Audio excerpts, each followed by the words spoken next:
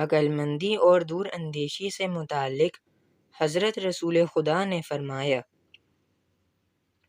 جو کام تم کرنا چاہو پہلے اس کے انجام کو سوچو، اگر وہ کام ہدایت کے مطابق اچھا ہے تو کرو، اور اگر وہ غلط کام گمراہی کا ہو تو اس سے دور رہو۔ حضرت آدم علیہ السلام نے فرمایا، جو کسی کام کے انجام پر غور کرتا ہے وہ مصیبتوں سے بچ جاتا ہے۔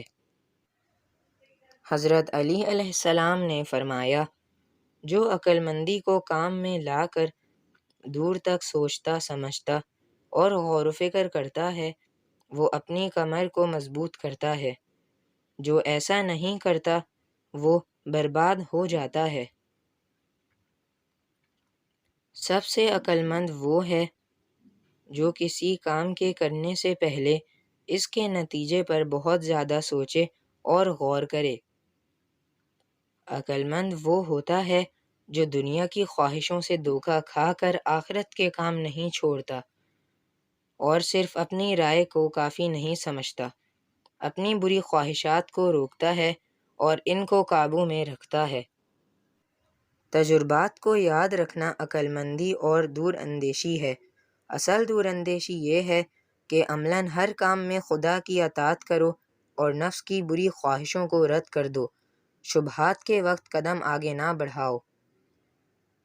امام محمد باقر علیہ السلام نے فرمایا، دور اندیشی اور عقل مندی یہ ہے کہ جو صحیح رائے دے سکتے ہیں ان سے مشورہ کیا کرو اور ان کی بات پر عمل کرو۔ سب سے زیادہ عقل مند کون؟ حضرت رسول خدا نے فرمایا، سب سے زیادہ عقل مند وہ ہے جو غصے کو پی لے، سب سے زیادہ موت کو یاد کرے اور موت کی بہت تیاری کرے۔ موت کی تیاری نیک کام، فرائض کو ادا کرنا، حرام کاموں سے بچنا۔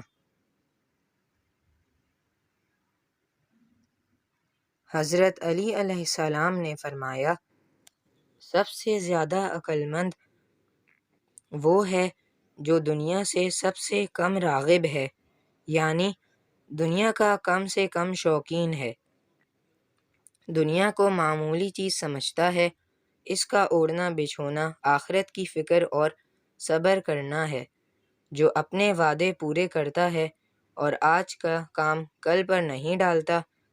احتیاط سے کام لینا اعلیٰ درجے کی عقل مندی ہے، اس لیے کہ صبر کرنے والوں کے لیے خدا نے فرمایا ہے کہ ان کو بے حساب اجر دیا جائے گا۔